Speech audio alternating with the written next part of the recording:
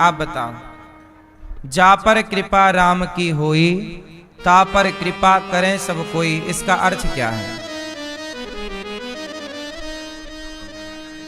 हाँ, इसका मतलब है कि जगत आपकी तरफ तब देखेगा जब आपकी दृष्टि भगवान की ओर होगी, और भगवान की ओर से आप नजरें हटा लोगे।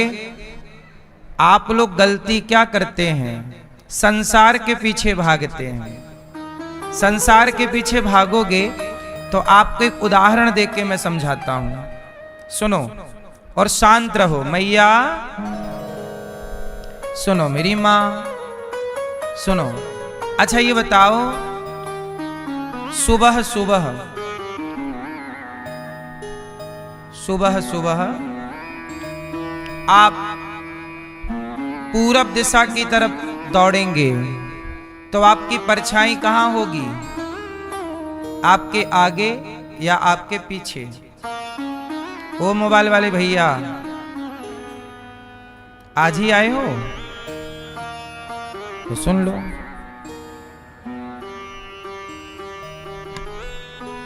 जब पूरब दिशा की ओर भागेंगे, आप चलेंगे तो आपकी परछाई आपके आगे होगी कि पीछे? बताओ हैं? हाँ। और पश्चिम दिशा की ओर भागेंगे आप सुबह सुबह, तो आपकी परछाई आगे होगी कि पीछे? आपके आपके आगे। क्यों? कहां होगी परछाई? जब पश्चिम की ओर भागोगे तो आपकी परछाई आपके आगे होगी। तो अब जरा ध्यान से सुनना। सूर्य भगवान को पीठ दिखाकर, जब आप सूर्य भगवान की ओर पीठ करके खड़े हो जाएंगे तो आपकी परछाई आपसे आगे खड़ी हो जाएगी, और जब आप सूर्य भगवान की ओर मुंह दिखा के खड़े हो जाएंगे तो आपकी परछाई आपके। क्या मैसेज मिला? इससे मैसेज ये मिला कि जब भगवान को आप पीठ दिखाते हैं तो आपके आगे संसार का सुख होता है, और जितना आप सुख की ओर भागोगे, परछाई की ओर जितना भागोगे, वो परछाई आपसे उतनी दूर चलती जाएगी। संसार भगवान की ओर पीठ करके संसार की तरफ भागोगे तो संसार का सुख आपसे और दूर भागेगा। तो ऐसा करो कि भगवान की ओर जब मुंह करोगे तो वही परछाई आपके पीछे लग जाएगी। जब भगवान की ओर जीव भागता है तो संसार का हर सुख उसके पीछे लग जाता है, उसे सुख के पीछे लगने की जरूरत। सुदामा जी भगवान के पीछे भागे तो सुख उनके पीछे भागा। विभीषण राम के पीछे भागे तो लंका का राज्य उनके पीछे भागा। बोलो हाँ। सुग्रीव राम के पीछे भागे तो किष्किंधा का शासन उनके पीछे भागा, और जब तक राम से विमुख होके भागते रहे तो सुग्रीव और विभीषण दोनों लात खाते रहे। बोलो हाँ। इसलिए भगवान को पीठ दिखा के नहीं, सन्मुख हो ही जीव मोहि जबहि, जन्म कोटि अघनासहि तबहि, मामेकम शरणम ब्रज। भगवान कहते हैं जब आप मेरे सन्मुख आते हैं, सामने आते हैं, तो संसार का सुख आपके पीछे पीछे चलता है। तो जा पर कृपा राम की होई, जिस पर कृपा राम करेंगे उस पर सारा संसार, सारे देवता कृपा करेंगे। इसलिए आपको एक को रिझाना है। किसे रिझाना है? एक को। और आप लोग किसे रिझाते हैं? कोई नेताजी को रिझा रहा है, कोई अफसर को रिझा रहा है, कोई पड़ोसन को रिझाने में लगा है, कोई गर्लफ्रेंड को रिझा रहा है, कोई बॉयफ्रेंड को रिझा रहा है। रिझाओ तुम इन्हीं को, इनको रिझाओगे तो कुछ ना पाओगे। चमड़ी का सुख पाने के लिए तुम रिझाते रहते हो जगत को। दौलत का सुख पाने के लिए रिझाते रहते हो, लेकिन भगवान तुम्हें जो दे सकते हैं वो संसार का कोई व्यक्ति नहीं दे सकता। इसलिए भगवान का आनंद लो, भगवान के पीछे भागो। संसार के पीछे भाग चुके आप लोग, अब भाग ही तो चुके, बाल पक गए कुछ लोगों के भागते भागते। क्या पाए बताओ? बाल सफेद हो गए भागते भागते जगत के पीछे, क्या पा गए? इसलिए हमारे परीक्षित बने श्री गिरिजा शंकर भारद्वाज जी और श्रीमती राम खिलौनी भारद्वाज जी, आप देखो जगत के पीछे नहीं जगन्नाथ के पीछे भाग रहे हैं, भगवान के पीछे भाग रहे हैं। इसलिए जब ये भगवान के पीछे भागे तो सारा परिवार इनके पीछे पीछे भागता हुआ वृंदावन आ गया। और देखो आप सामने बैठे हो, किसके? भगवान के। जब आप सामने होते हैं भगवान के तो आपकी परछाई आपके, मतलब संसार का सुख आपके पीछे होता है। आप इस तरफ मुंह करके बैठे हैं तो आप सबसे आगे हैं, अब आप उस तरफ मुंह करके बैठ जाइए तो आप ही सबसे पीछे हो जाएंगे। बोलो हाँ, सही है। मुंह इस तरफ है भगवान की ओर तो आप सबसे आगे हैं, और मुंह पीछे की तरफ कर लो तो आप सबसे पीछे हो जाएंगे। यही है, सबसे आगे वही होगा जिसका मुख भगवान की ओर है। इसलिए कहता हूं भगवान को देखते रहो। भीम भैया का जरासंध से युद्ध हुआ। किससे युद्ध हुआ? अच्छा, जरासंध को मारे, वो मर ही नहीं रहा, बार बार मारे, फाड़ देते भीम भैया उसे दो भाग में, वो फिर जुड़ जाता। बड़ा समस्या, मरे कैसे? भीम भैया बोले अब मैं जा रहा हूं, अपना झोला उठाए भीम भैया जाने लगे। भगवान बोले कहां जा रहे हो? बोले हमारी खूब पिटाई करता है जरासंध, आप तो बैठे बैठे आनंद लेते हो, अब पिटा नहीं जाता, बहुत मारता है। जरासंध इतना बलवान था कि भीम भैया को पानी पिला दिया। भीम भैया अपना झोला टांगे जाने लगे। भगवान बोले एक दिन और रुक जाओ, कल का युद्ध जब करना तो जरा मेरी तरफ देखते हुए करना। कल का युद्ध करना तो किसकी ओर देखना? मैया, किसकी ओर देखना? भगवान बोले मेरी तरफ। अच्छा ठीक है। 28वें दिन का युद्ध स्टार्ट हुआ, जरासंध और भीम भैया का युद्ध हुआ। तो भीम भैया की फिर पिटाई चालू, जरासंध मारे। अब भीम भैया ने कन्हैया की तरफ देखा तो कन्हैया ने इशारा किया, एक तिनका उठाया और तिनके को बीच से फाड़ा और उसका एक भाग इस तरफ, एक भाग इस तरफ कर दिया, इशारे कर दिए। भीम भैया समझ गए, जरासंध को फाड़ा और फाड़ के वो यूं ही फेंक देते तो जुड़ जाता। अब की बार फाड़ करके उसका एक अंग दूसरे अंग के पीछे और दूसरा अंग इस अंग के पीछे ऐसे कर दिया। समझ गए आप? पहले फाड़ के डबल करके यूं ही पटक देते थे, अब ये वाला हिस्सा यहां और ये वाला हिस्सा यूं कर दिया। इस टेक्निक से भीम भैया ने मारा और जरासंध मर गया। 27 दिन तक जो काम नहीं हुआ वो आज जरा सी देर में हो गया। क्यों? क्योंकि युद्ध करते समय भीम भैया भगवान को नहीं देखते थे। तो लड़ते रहो फिर अपनी ताकत से, और जब आप कार्य करते हुए नजरें भगवान की ओर रखते हैं, काम करते रहो, नाम जपते रहो, काम करिए संसार का, पैसे कमाइए, जिम्मेदारी पूरी करिए, पर अपनी दृष्टि को भगवान की ओर रखिए, प्रभु को देखते रहिए, नाम जपते रहिए, कानों से कथा सुनते रहिए, फिर देखो आपकी जीत कैसे नहीं होती। तो आप सबसे आगे रहना चाहते हैं तो किसकी ओर देखना है?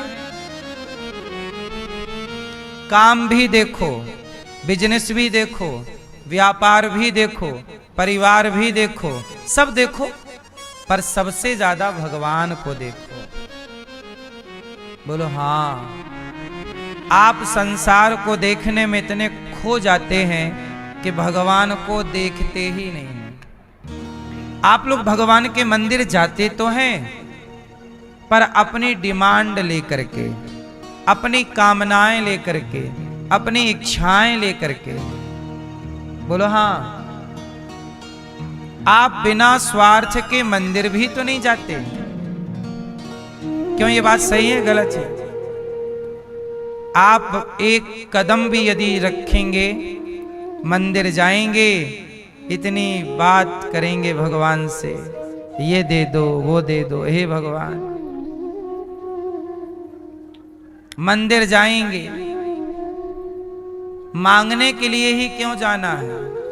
कभी बिहारी जी से मिलने जाया करो, दर्शन करने जाया करो। प्रभु बहुत दिन हो गए, आपका दर्शन करने आए हैं, पर आपसे कुछ मांगने नहीं आए। ये दास अनिरुद्ध भी बिहारी जी जाता है, राधा रमण जी, गौरी गोपाल भगवान।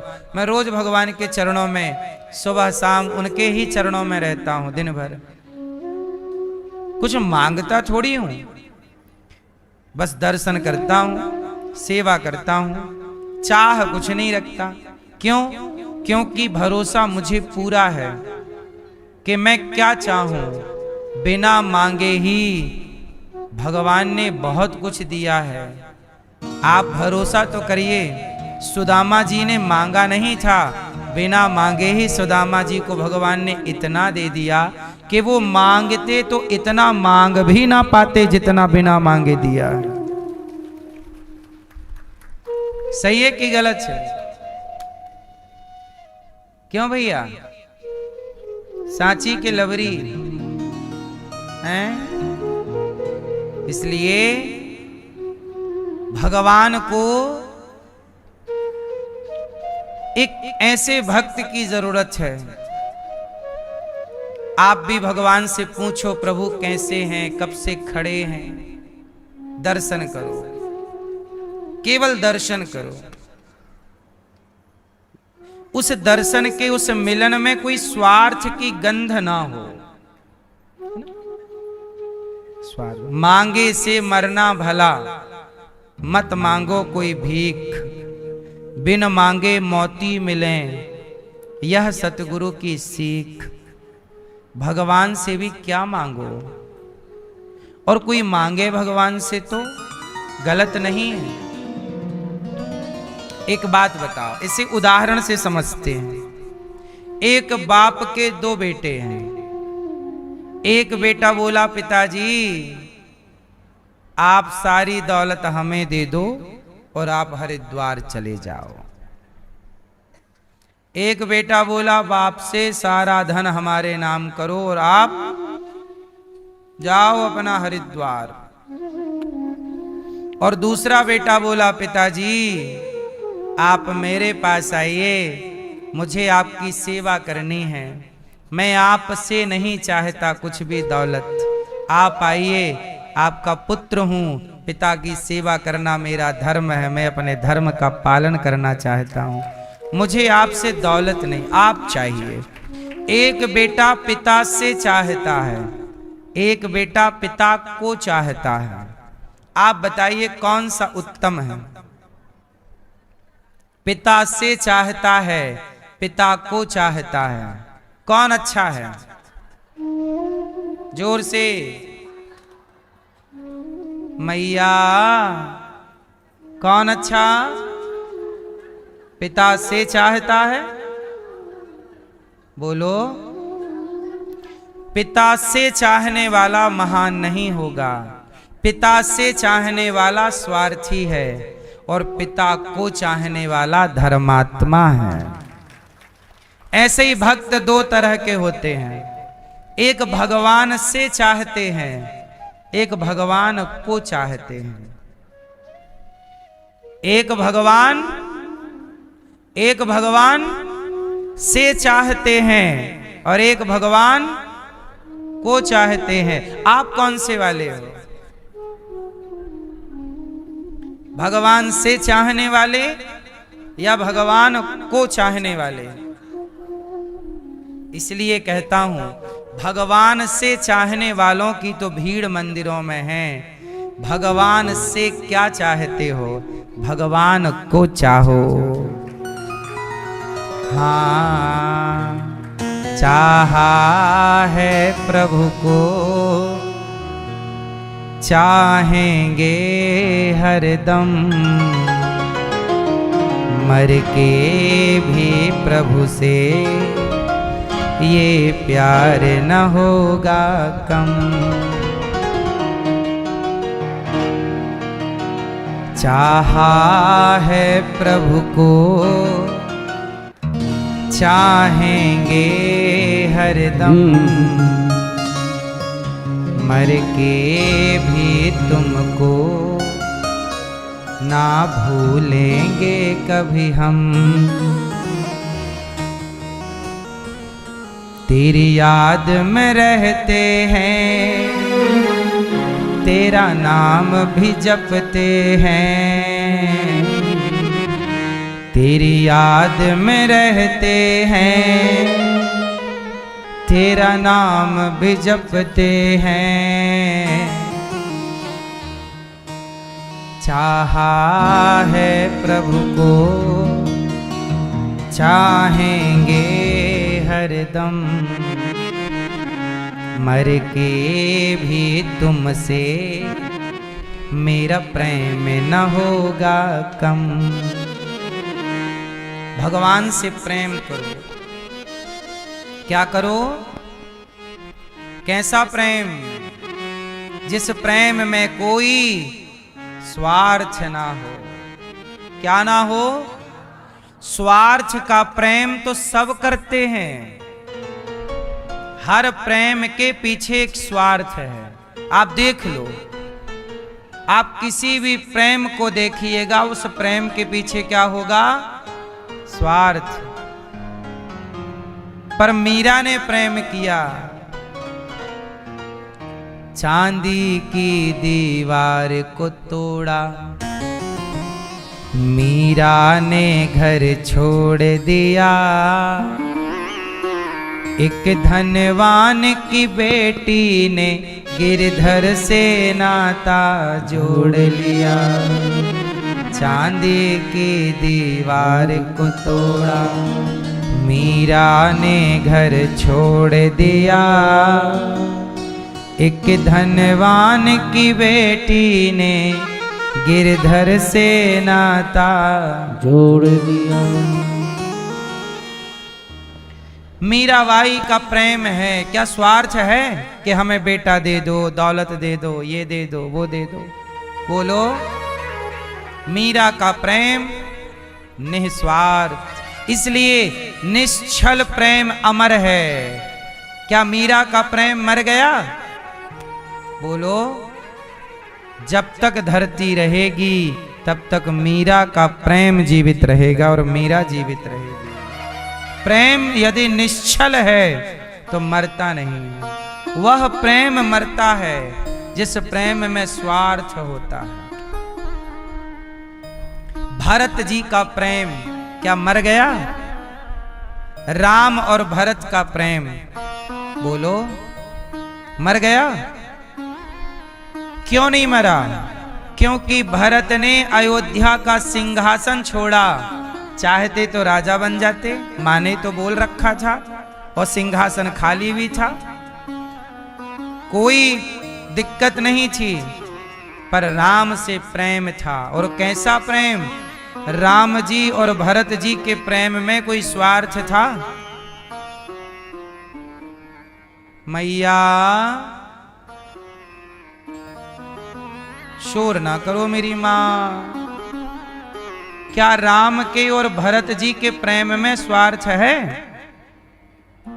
कैसा है? निस्वार्थ। इसलिए वो प्रेम आज भी अमर है। भरत और राम का, हाँ, राम भक्त ले चला रे राम की निशानी।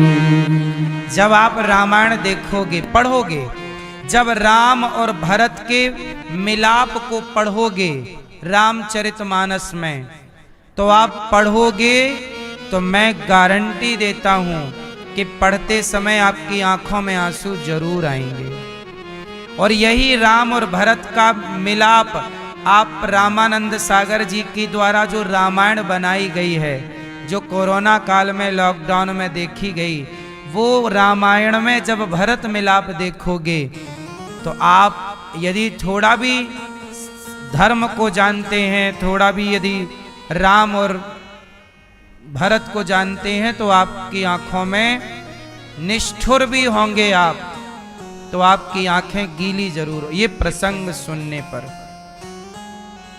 जब ये प्रसंग चला कि राम भक्त ले चला रे राम की निशानी, शीश पे खड़ाऊं, शीश पे खड़ाऊं और अखियों में पानी, राम भक्त ले चला रे राम की निशानी, राम भक्त ले चला रे राम की निशानी।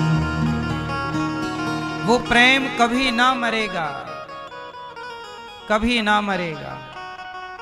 तुम 4 बार देखोगे, 4 बार तुम्हारी आंखों में आंसू आएंगे। प्रेम अमर होता है। इसलिए मैया, भगवान से प्रेम करो। किससे प्रेम करेंगे? संसार के प्रेम में ना फंसो। संसार का प्रेम छलावा है। भगवान का प्रेम यथार्थ है। क्या है? वास्तविक सत्य। इसलिए भगवान देखो भक्तों से कितना प्रेम करते हैं। इंद्र ने पानी बरसाया, ब्रजवासी शरण में आए, प्रभु हम तो मर जाएंगे। पानी बरस रहा है, तेज पानी है, घर डूब जाएंगे, हवा तूफान भी है। भगवान बोले चिंता ना करो, आओ। भक्तों पर संकट था तो भगवान ने भक्तों के संकट को मिटाने के लिए पहाड़ को उठा लेते हैं एक उंगली से,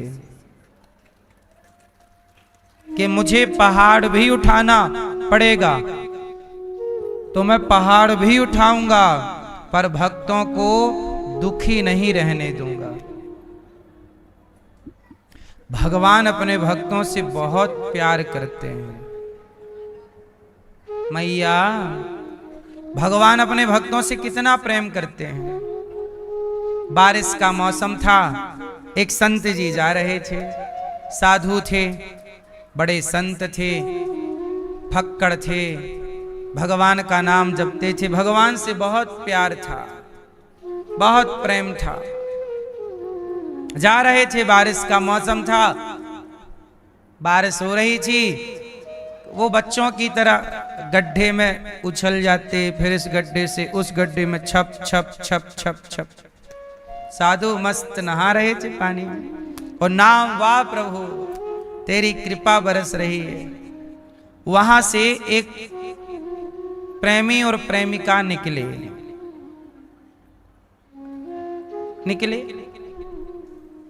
अब वो छाता लगा के कोई जा रहा था बगल से, प्रेमी और प्रेमिका जा रहे थे, और साधु जी अपनी मस्ती में गड्ढे में छप, फिर दूसरे गड्ढे में छप। तो एक गड्ढे में जब वो कूदे तो गड्ढे का गंदा पानी जाके वो लड़की प्रेमिका के कपड़ों में गिरा, तो उसके कपड़े हो गए गंदे। तो उसके प्रेमी ने आकर के बाबा जी को, साधु जी को गाल में एक जोर का तमाचा जमाया। देख के नहीं चलता, मेरी पत्नी, मेरी प्रेमिका के तूने कपड़े खराब कर दिए, एक छटाक गाल पे जमाया। साधु जी ने पलट के देखा भी नहीं, कोई बात नहीं, प्रभु तेरी मर्जी। संत व्यक्ति उसके गाल में थप्पड़ पड़ जाए तो वो किसी को दोष नहीं देता, उसे ये लगता है भगवान हमारे संग खेल रहे हैं। जैसे माँ बच्चे के संग खेलती है और जरा माँ का मूड बिगड़ जाए तो एक तमाचा जमा देती, बच्चे को पता ही नहीं चलता कि हमने किस बात के लिए थप्पड़ खाया। क्यों? मर्जी माँ की, कब माँ का मूड बदल जाए। क्यों? बात सही है गलत है? कब एक तमाचा मार दे चटाक। संत तो संत बोले भगवान का मूड है, पढ़वा दिए, कोई बात नहीं। भक्त में और आप लोगों में यही अंतर है कि आपको जरा सा कष्ट मिल जाए तो आप परेशान हो जाते हैं, लेकिन भक्त ये सोचता है कि ईश्वर की मर्जी के बिना थोड़ी कुछ हो रहा है। आप हमें गाली भी दोगे तो वह मर्जी ईश्वर की है, इसलिए हम लोग गाली कभी रिप्लाई नहीं करते, क्योंकि जानते हैं कि यदि प्रभु ने सम्मान दिया है तो जब सम्मान दिया है ईश्वर ने और हम सम्मान पाकर खुश हैं, तो जब अपमान मिलेगा तो अपमान पाकर दुखी क्यों हो। हर परिस्थिति में सम रहना है, क्योंकि सम्मान हमारा होगा तो अपमान भी हमारा ही होगा। यदि सम्मान का मजा लिया है आपने तो अपमान का भी आपको ही लेना पड़ेगा। बोलो हाँ। लेकिन आप लोग जब सम्मान मिलता है बहुत खुश होते हैं, और अपमान मिलने पर आप देखो आग बबूला हो जाते हैं। दोनों ही ईश्वर की कृपा है, दोनों ही ईश्वर की। भागवत जी में एक बार प्रसाद ककड़ी का बांटा गया, तो भक्त लोग ककड़ी का प्रसाद लेकर चले। एक भक्त को कड़वी सी ककड़ी मिल गई, तो जरा सा खाया और थू थू थू थू थू थू थू थूक दिया और ककड़ी भी फेंक दी।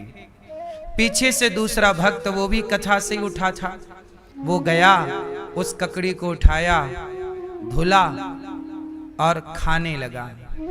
तो जिसने फेंका उसने बोला भाई साहब ये कड़वी है, क्यों खा रहे हो? तब उसने कहा कि भैया रोज भागवत जी के प्रसाद में हमें कभी हलवा मिलता था, बूंदी मिलती थी, मक्खन और मिश्री मिलती थी, तब तो आपने नहीं फेंका कि बहुत मीठा है, थू थू थू थू थू। जब मीठा प्रसाद गप कर गए तो एक दिन कड़वा मिला तो थू थू कर रहे हो। अरे मीठा भी उसका ही प्रसाद था और ये कड़वा भी उसका ही प्रसाद है। यदि 6 दिन मीठा खाए हो और एक दिन कड़वा खाना पड़े तो उसमें थू क्या है? जीवन में इतना सुख मिला, किसी समय थोड़ा विपत्ति मिल गई, दुख मिल गया, तो घबराते क्यों? यदि सुख उसका दिया था तो दुख भी उसी का प्रसाद है। आप लोग मीठा मीठा करते हो गप और कड़वा कड़वा थू, इसलिए आप परेशान हो। साधु जी को एक थप्पड़ मारा उस प्रेमी ने कि तूने मेरी प्रेमिका के कपड़े गंदे कर दिए। साधु जी ने कोई जवाब नहीं दिया। वाह प्रभु की माया। वो चलते गए, वो अपनी मस्ती में छप छप खेल रहे। अब इसने मार दिया। अब ये आदमी अपने घर गया, अपनी प्रेमिका